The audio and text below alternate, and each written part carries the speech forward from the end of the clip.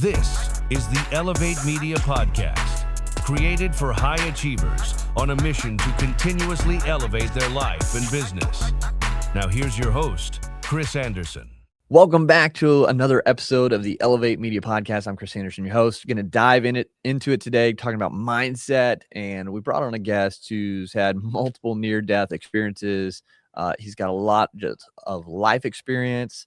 So super excited to learn from him. I mean, he was raised on a farm, so he's been built with hard work, doing hard things, having responsibilities at a young age. He's been in the Marines, and so we're grateful for his service there, but everything he's been through to learn grit, discipline. He's been an entrepreneur and corporate leader, even building through paralysis that he has. And he believes things, you have a choice to shape everything you do. And so we're super excited to have Jay Setchell on the show today. Jay, welcome to the Elevate Media Podcast.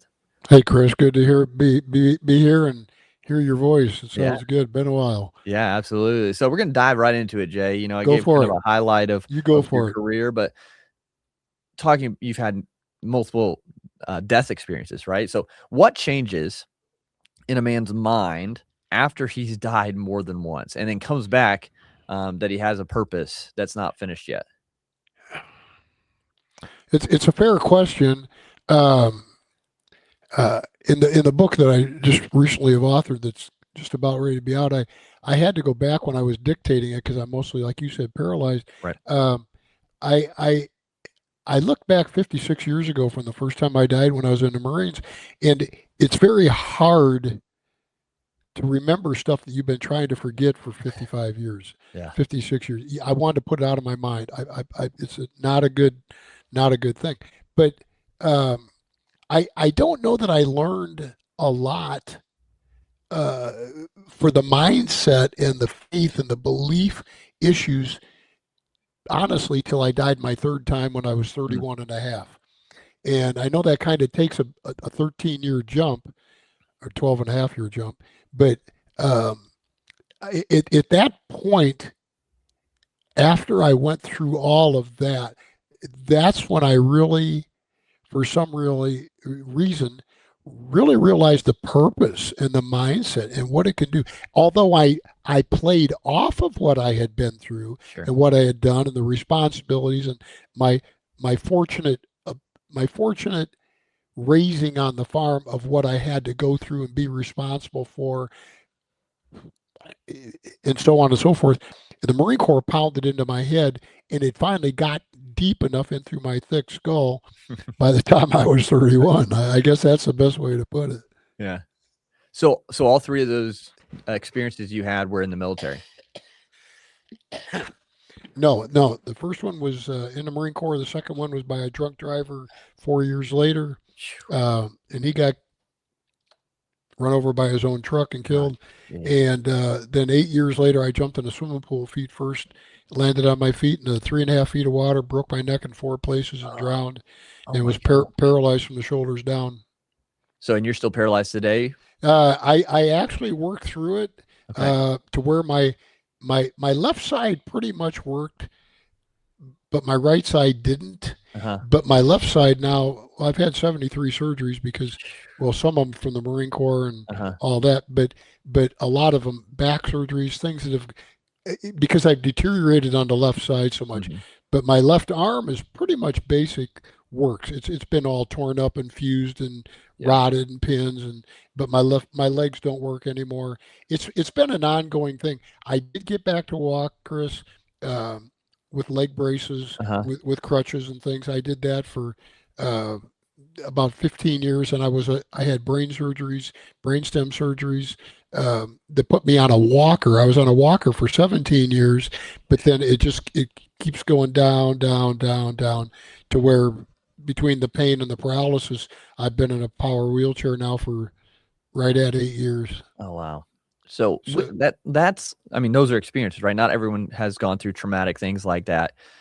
And to go through those, once, twice, 3 times, something so traumatic to your body, mentally, how do you cope? How do you get through those moments? Like, oh my gosh, again, like another thing physically I have to battle. Like, how did you build that resolve, and what's that look like? I don't know that I have a good answer. I just don't. When I was 17 years old, the week after I turned 17, in 1966, well, New Year's Eve 66, I turned 17, and I almost got ground up in a feeding auger accident a week later. All I did was break my ankle and get my leg caught and stuff. But had they not caught it, one more second, I'd have been gone. I'd have looked like sausage. So I go back, and I've had cousins die in farming equipment accidents. It's a very dangerous occupation to this day. And I don't know that I think about it. It's just, it's something it's innate in me that I have to get through. It's nobody's going to do it. It's like when I was a kid, nobody's going to go out and feed my cattle or my hogs except me. Yep. If I don't do it, it's like when I was working throughout high school. After high school, I worked at a small factory in our farm town. And my dad, if I didn't help him in the morning, he would charge me to do my chores in the evening, because he said nothing's for free. Yeah. And so that's what you learn. Nothing is for free. You have to bust your ass at everything. Yeah. And you can't take it easy. I heard something yesterday. I'm going to throw this out real quick. Yeah. About the people that today ride bicycles, or they don't ride bicycles because they're afraid that, I might get hurt. I might fall down. I might something like that. Well, there's billions of people that learn to ride bikes on great big bikes on gravel roads or dirt roads, and they fell over. And the worst that's going to happen, even if a kid today has got a helmet, which we never knew what they were, and knee pads and shoulder pads and elbow pads, and all this crap. The worst thing that's going to happen is they're going to fall. They're not going to be doing 80 miles an hour. They're going to be doing 4 or 5 or 6. They're going to fall over. They may get a scratch on their leg. But mom and dad don't want them to do it. Yep. But now what we're doing is raising a country of soft people that don't have the guts to go out and leave a little blood. And I say this, this is something I tell a lot of people, is sweat dries, blood clots, and broken bones heal. Yep. Suck it up. Yeah. So, and that's, that brings me a couple of things that brought to mind, like, what do you see with, today's generation? Because we went through this, and like, the section of people, we need safe places, we need all this different thing. Like, what for your perspective, obviously you've been around a little bit more, experienced more, like, what are you thinking when you hear things like that, and you see the generations, my generation unfortunately and younger, acting in these ways where they can't mentally cope with traumatic things? A lot of them owe it to their parents. A lot of them owe it to society. A lot of them owe it to what I call the microwave society. They want everything now. Yep. And I've been using that term for about 40 years, since microwaves have been really big. Yeah. And I there are a lot of younger people that are your age or in their 30s, 20s, some that are in their late teens, that are really good people. They're really, they're very dedicated. They want to try. They want, I don't call it the American dream. I just call it, they want to succeed. Right. Whatever that may be. That's into their own individual. But these people that go out and because somebody wins a political contest, whatever it is, and they scream and they holler at the moon, or they want a safe place. It's like, oh my God, grow some balls and go out and live it. It's not, you're not going to die from it. I mean, I've been there. I've been torn up until you're and put back together so many times. It's, I mean, I should have died a couple more. 4 years ago, I had COVID so bad, COVID Delta. They told my wife to go home and make funeral arrangements, and the doctor said, why does he swear so much? She says, he's a Marine, he's just the way. But the doctor told me when he let me out of that hospital, I was in five months, I was in 4 hospitals. And he said, you would mouth to me on occasion, am I going to make it? Well, we never had anybody make it where you were at. So, and you'd already had punctured lungs. You'd had, you drowned, your lungs were bad or not the greatest, and you were 71 at the time. On top of the fact that you weren't obese, you didn't have what do they call it? The blood, not leukemia, diabetes or something like sure. that.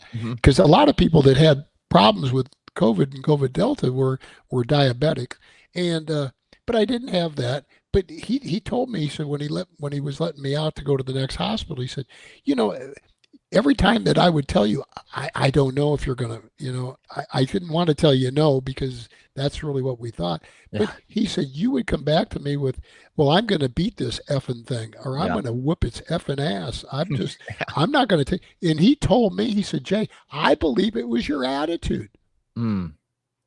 I believe it was your attitude that you mentally in your head, and that's where getting back to these safe places and all this crap. It's like, my God, grow a pair and go out and do it. Yeah, I think mindset is so crucial. Like you stay, like putting your mind to it. Like that's kind of how I've been. Is like, if there's a goal, like I will achieve it. I don't know how long it'll take me, but like I'm not going to give up. Like I'm determined to get there some way, somehow. There's a way, no matter how hard it is, no matter what struggle I have to go through, sacrifices, things like that. Like that determination, that bulldog mindset type of thing. I'm not going to let go until I get what I want, kind of thing. Something you just said, bulldog determination. I had a friend of mine from high school here I talked to about 5, 6, 7 years ago. And he said, we talked about what we did after school. And when we were in high school, and he said, what did you just go back out and work on the farm or do whatever you did with your hogs and cattle? Or I said, no. I said, school got out at 3:45. At 4:00, I started working at Hart Carter, which was a small agriculture factory where we built grain dryers and pickup reels for combines. And I worked there I started at 4. I worked till 12:30 at night. I get back up at 5:30 in the morning, and I help my dad with the chores, go back in, take a quick shower, get a bite to eat, go back to high school. Okay. I did all that. I mean, it was just like nothing. It was not a big deal. It's not like, and I was making $2.68 an hour, which was amazing at the time. But it's, I want to get back to something you said. It's the mindset, but yet it's also the belief and the faith that you can accomplish it. Yeah. You can't just hope. And there is a difference between belief and faith and the word hope. Yeah. I hope I can hit the target at 500 meters with iron sights. I hope I can. Okay, well, you're going to try, but hope isn't true faith, true belief. It's like, I think I can. Well, there's a difference between I think I can and I know I can. Yep. That's where you're coming from on mindset. Yep. And I would like to give a little explanation here where I first came up with the word mindset that's a new term in reality. I mean, it's been around for a long time, but it took over the word attitude. Yep. Because attitude and mindset, they're the same thing. But it's like attitude is everything. And I got a Marine Corps shirt that says that. And you've heard that before. It's a common phrase. Attitude is everything. But I was out on some, on the East Coast, off on the Atlantic Ocean. We were on along beaches out near Sea Island, Georgia area. And they had these little wind boats. You would get in the boats and go down the sand, down the beach. It had bicycle tires on it and the big sail and stuff. And they had one that had space for 2 people, and I couldn't do it myself because of my hands and arms and paralysis. So we got me in the boat and stuff, and we're going southbound at 50, 60 miles an hour. I don't know, 40, 50, 60. We're just hauling ass. And coming north a couple miles later, here comes a boat going the other way. The opposite direction, going 40, 50, 60 miles an hour. We pass each other at 100 miles an hour, 15, 20 feet apart, 30 feet apart. It's fast. It's faster than you realize because you're low to the ground. You're right there, and you don't have brakes. It's not like you got power disc brakes and an anchor. And so, going back north, I was thinking, we got the same boat, the same wheels, the same sand, the same wind, the same sail. How is it that one can go south and one can go north? What it is the set of the sail. Yeah.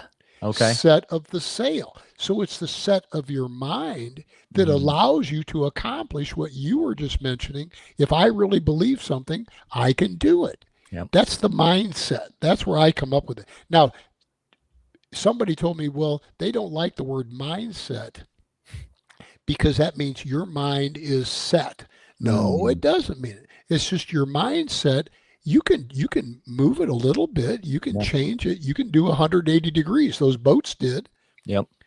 And you can say, okay, nope, I'm done.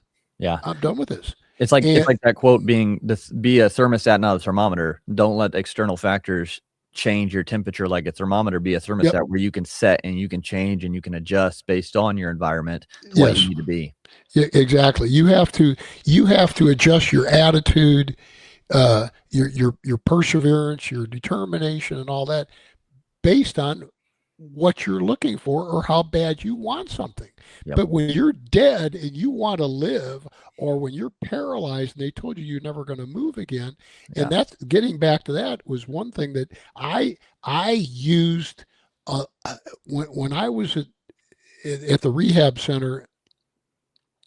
I would look back and look at what I'd been through the previous times I'd been dead, and particularly in the Marine Corps, and that was a long stretch. That was a year, and it was not almost 9 months in traction, and that's a long time.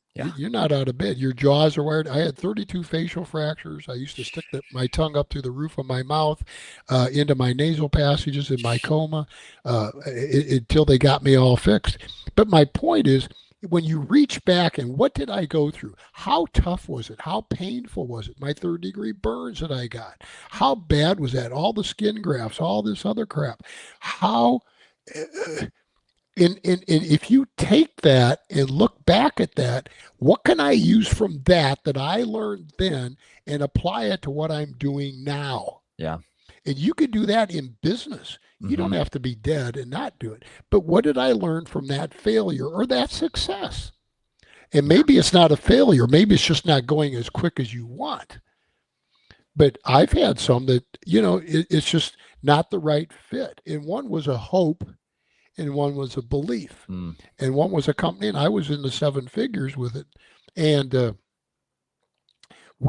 I started a video production company called Quest Productions. Nice. But I didn't have the knowledge that I really should have had to start this. Everything else was blowing, man. It was going. We were pounding it.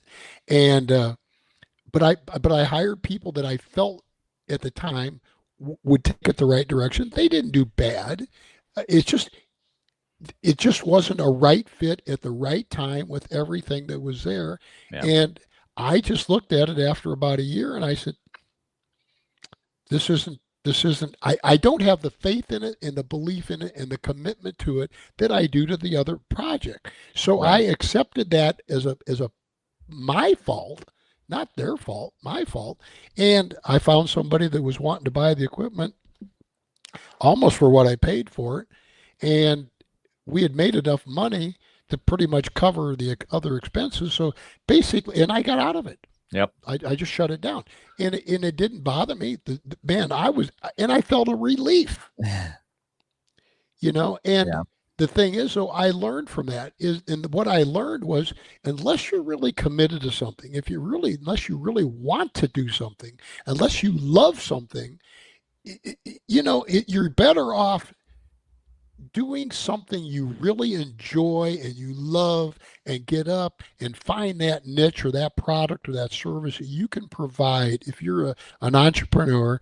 And that covers a lot of ground, from being visionary to being willing to risk, understand financials, being willing to go out and ask for money. Yeah. Whether it's the bank or somebody else. But the issue is that if you find something you really love and want to do, you will probably do it. And I can tell you this much. I would rather, anybody that's listening, I would rather make whatever, I don't know, $75,000 a year and do something I really enjoyed and I look forward to getting up and going to every day. And it helped with a product or service that make 300,000 and have, you know, you know, heartburn and Sure. I don't want to get up and I hate my job and I'm fighting with my wife and I'm fighting with the kids and I hate work and I hate the drive and I hate,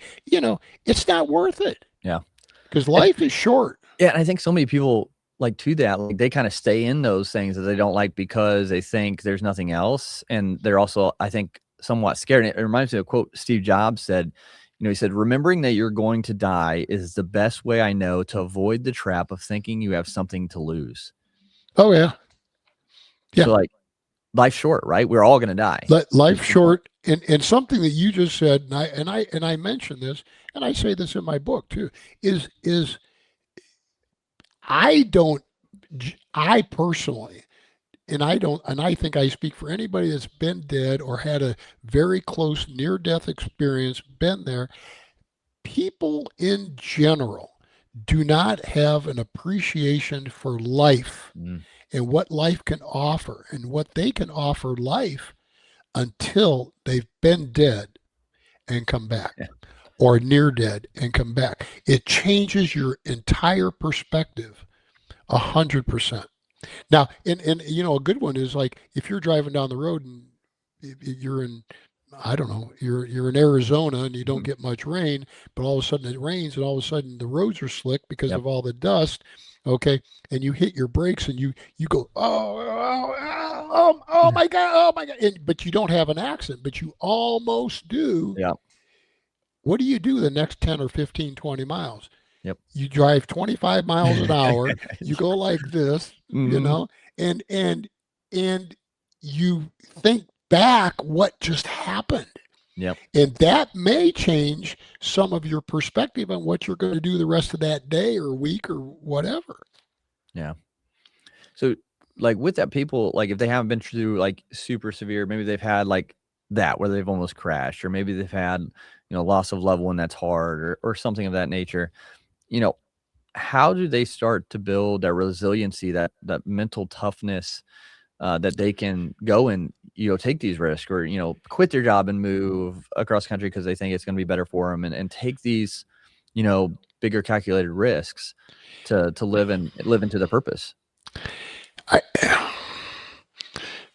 think it's a combination answer. Okay.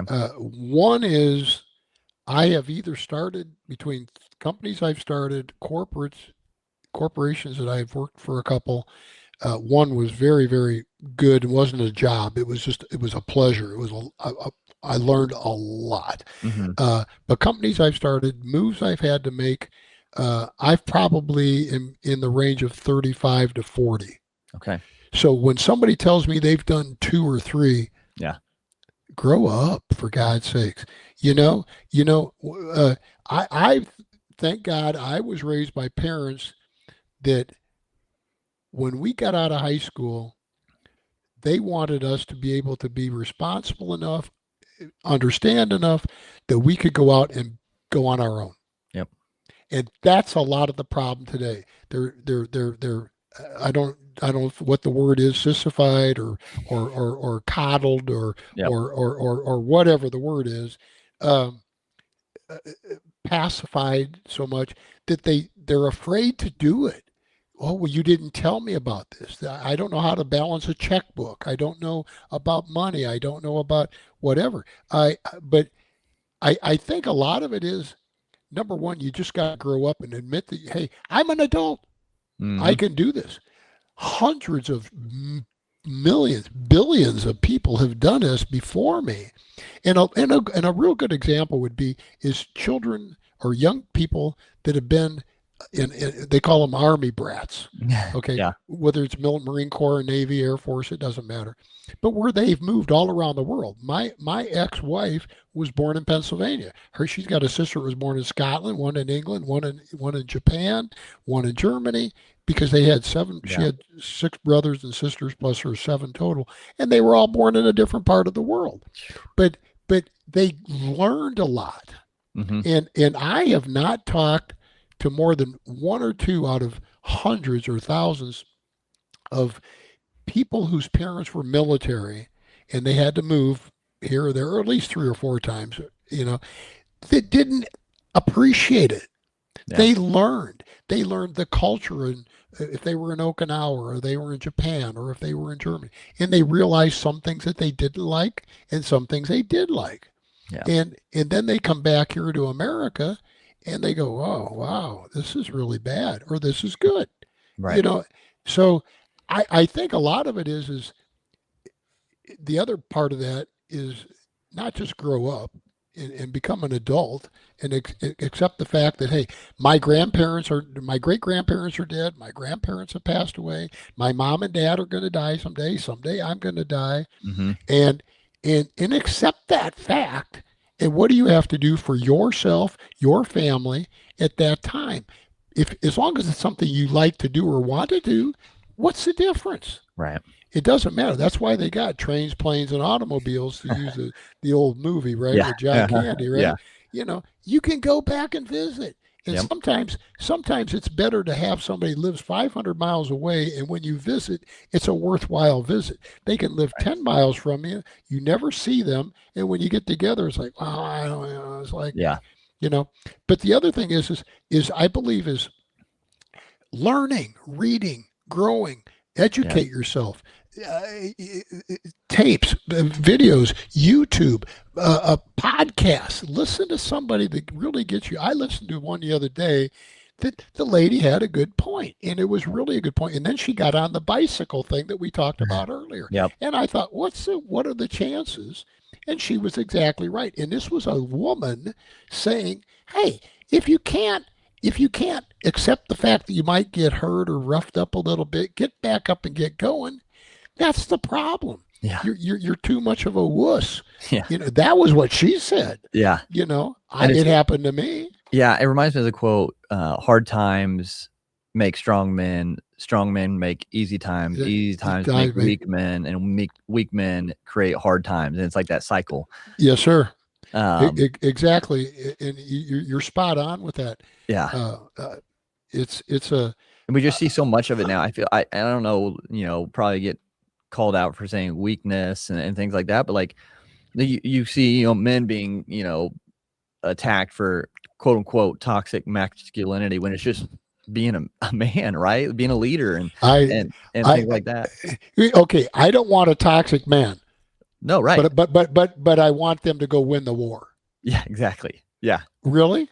Right. Really? Because that's what they're defining most of the time as toxic masculinity is, just being a man. Obviously, there are extremes where it is toxic and it is not good, but in general, like being a man, that's what you're kind of fighting against, and I think that's where a lot of the issues are coming from.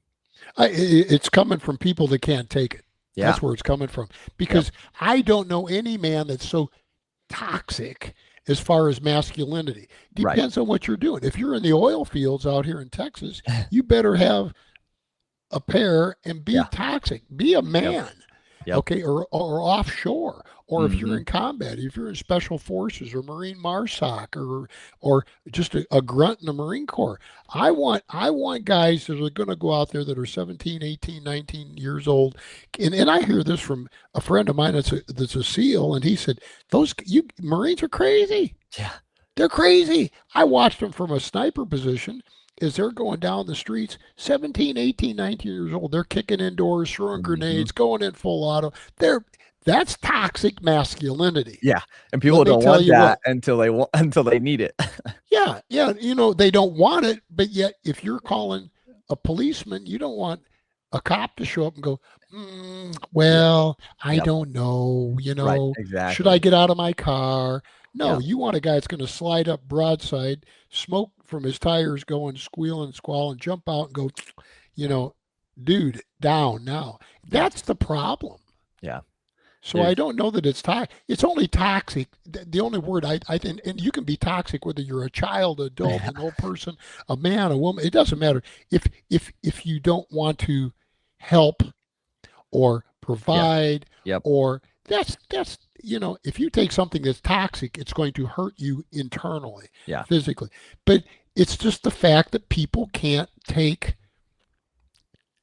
They can't take criticism. They can't take being blunt. They can't take being given direction or saying they're wrong. Like they can't take that side of it.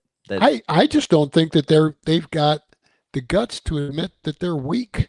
Yeah. Themselves. Mm-hmm. They need to strengthen themselves up and find that womanness in them if they're a female, or the man in them if they're a man, and find that internal thing. It gets back to being an entrepreneur. It gets back to moving ahead in the world. You've got to find that strength within you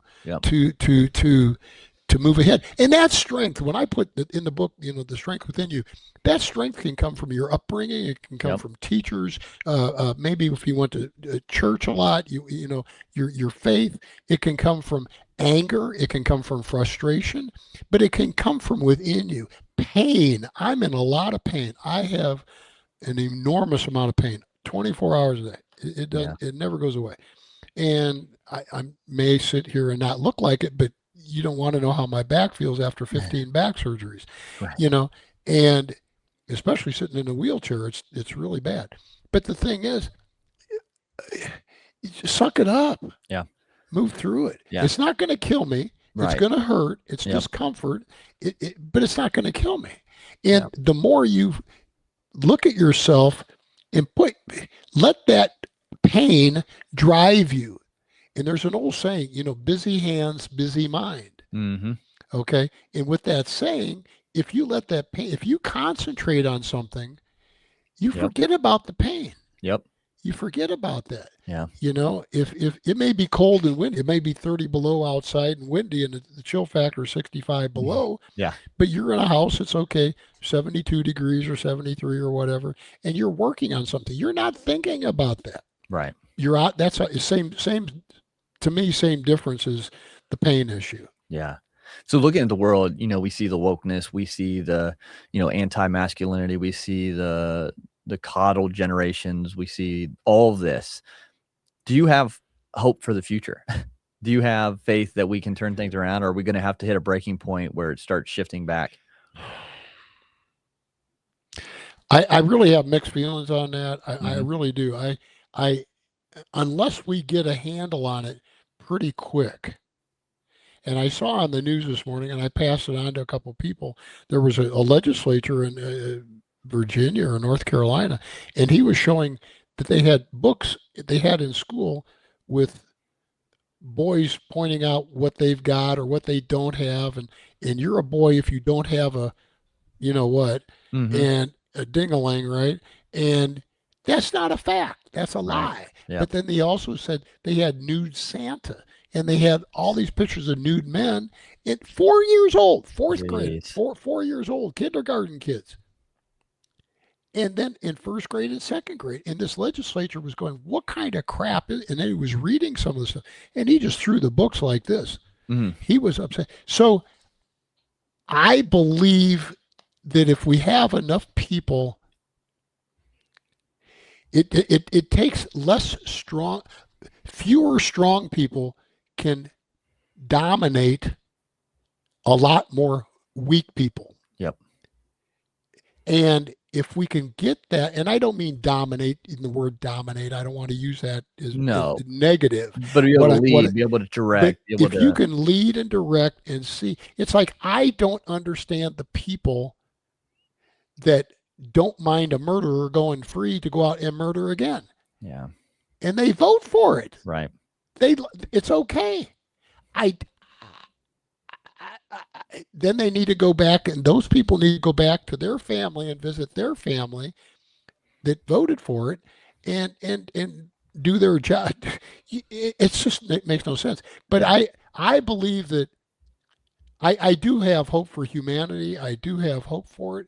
I'm not one of those what the people, the ladies that get up there and do the, I want peace and love throughout the world. No, yeah. That's not going to happen. It's never happened. It's never going to happen. And that's being pushed by the powers that be that are way above us, above, that are way at the top. Yeah. And they push it because it's for money and it's for power. Mm-hmm. That's the problem. But we've got to see, there's got to come a breaking point to see that we cannot be socialist. We cannot be communist. Right. We cannot be, because there will be a war, and there will be no rules of engagement in this country. None. They're going to, if it hits that, and what do you think the probability of that happening? I hope it doesn't. So you think it's a pretty good chance in our lifetime? I think that if anything ever happens, it's going to be quick and bloody, and it could be localized or regionalized, could be potentially, and that will give a shock to everything else that happens. Yeah. Do you think it'd be like neighbor versus neighbor, or governments versus the people? That's a good question. That I don't know anybody in the military. I personally don't. I'm sure there are that would go out and shoot civilians, so to speak. Right. If that's what let's just call it that. Okay? Sure. Because that's what some people out here think. But in general, that's not going to happen. Yeah. That's not going to happen. There, when these people that were seditious that said something about the six that you've heard about saying that follow illegal orders and or do all this. You really don't. What is an illegal order? Right. When you go in and you take the oath, I know I did that. You follow you're going to follow orders. Yep. Period. And are the orders that the people are being given to blow up the drug boats, the narco boats right now, offshore, illegal? Hell no. Right. Let's let them come here, as the one guy says, and we'll arrest them and then we'll try them, and then we'll see what we're going to do with them. Nothing's going to happen to them. No. And in the meantime, we got another 10,000 people die from the drugs that were brought in. And did you see they had a big tanker stopped in the mid-Atlantic? Not a tanker, I'm sorry, a narco sub. They're going to Europe now. And they stopped when it had 7.5 tons, 15,000 pounds of heroin, cocaine, and fentanyl. And so they're going to Europe. So if you don't stop it, it's like if you got a kid that's bad, you know what? I mean, hey, I don't care what it is. People get in trouble for spanking their kids today. Bull crap. I mean, my dad used his belt on me, and I didn't have it more than 3 or 4 times. Did I say, I hate you? I'm sure I did. Did I like it? No. Did it hurt? Yes. Did it get my attention? Yes. I didn't turn into a mass murderer. Exactly. I was very young, but spare the rod, spoil the child. Get back to that. And if we don't stop them now and show them who in the hell is, we want to protect your children, your parents' grandchildren. And if you got to stop it somewhere, it's got to stop. Yeah. It's definitely got to be a change for sure. I mean, we're going, with everything it is, attacking the family unit, attacking masculinity and leadership, and even what feminism truly is. Like, it's all being skewed and diluted and twisted, and it's just been crazy. Yeah, you just mentioned the word feminism. I heard this the other day, and it was like, but I was thinking about it, and I thought, to me, femininity, to me, femininity, have an allure about you, have a softness, have a sweetness, you can have a strength as well with the children. You can have an equality issue with your husband in certain areas. Yep. But not all areas. Right. And that's femininity. Femininity is feminine. Yep. Not whether it makes people upset or not, whether their heads are half shaved and their hair's colored purple and they got 37 piercings and all this other stuff. And I always know who those people belong to. Always. Yeah. And the point is that feminine? Is that feminine? Then they wonder why nobody wants to marry him or go out with him.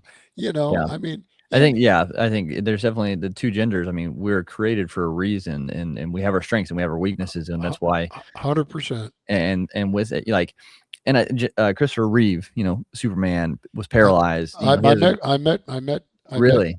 Yes, I met Christopher Reeve. He has a good quote that goes, "A hero is someone who, in spite of weakness, refuses to give up." And I think a lot of times people just give up. And like giving up is different than pivoting. It's different than shifting direction. But the people who just roll over and come home from work and from a 9 to 5 and just sit and scroll through your phone or veg on the couch, like that's almost giving up on life, because there's so much more you could do.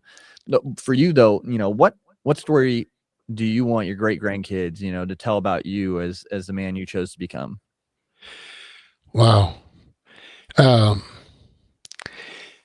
was what my shirt says, grumpy old Marine. No, I believe more just somebody that reached out to help people learn, to help people understand, to help people live, to help them become better. Because I believe truly, the more people you help, the better person you become. Yeah. And I there's a quote out. It's attributed to several different people, but it's a what lies behind you and what lies in front of you are small matters compared to what lies within you. Mm. And I believe just the fact that it's always too soon to quit. Yep. Never quit trying. Never quit trying.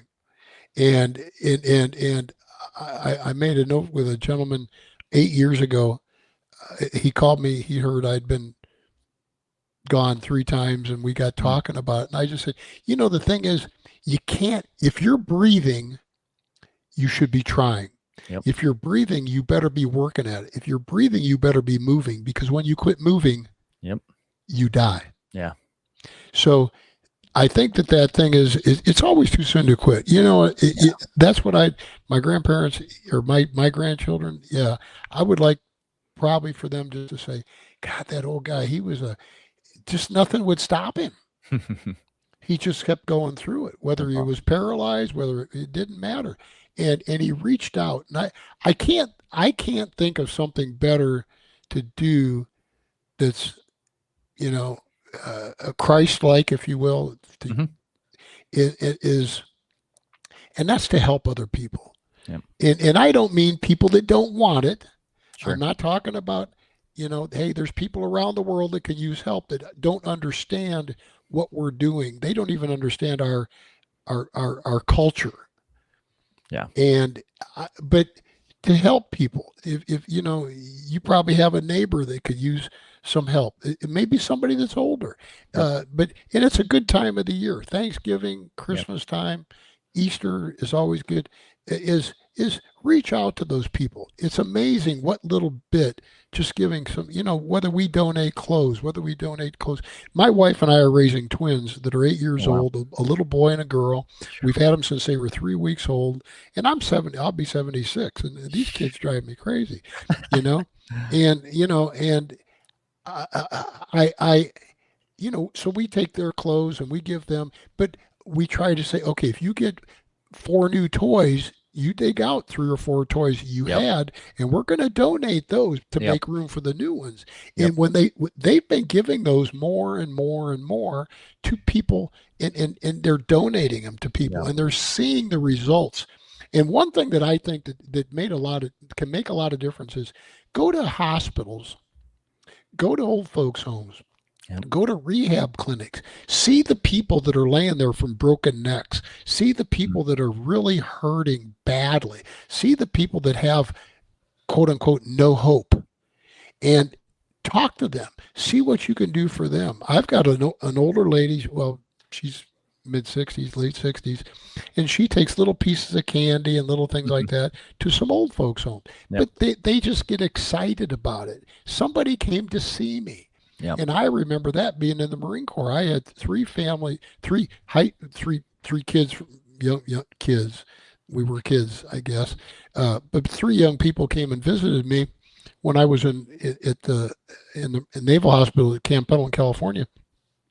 And one was a Marine that went in a couple years after I did. Another one was in the Navy. He was a corpsman, Vietnam and all that. And he happened to bring a guy down that got in a fight and got his jaw busted by somebody. And then another one was a young lady that was my crush when I was a freshman, or when I was in first grade. And she was a stewardess at the time, a stew, as we used to call them. Now they're flight attendants, Oh, yeah. They had to change the name. But she stopped with 3 or 4 of her friends, and she worked for American Airlines, and they came in their little outfits and stuff.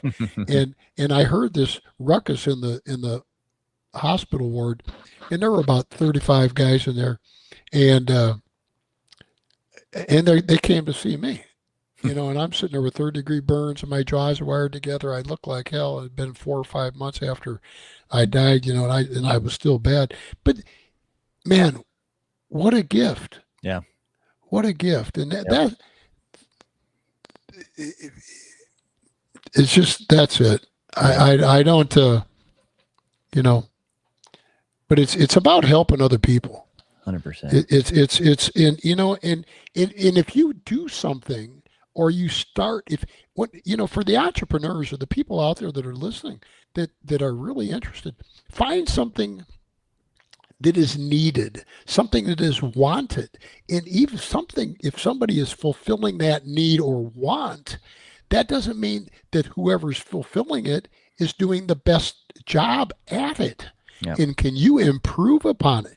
Can you do, say, quality is job 1. We're going to do a better job. We're going to be more responsive, and we're going to move ahead quicker, and so on and so forth. And all of a sudden, you're making something that you like to do. So You're helping yourself. You're helping them. You're helping other people. Now, as you do that, you grow, and you can bring people aboard.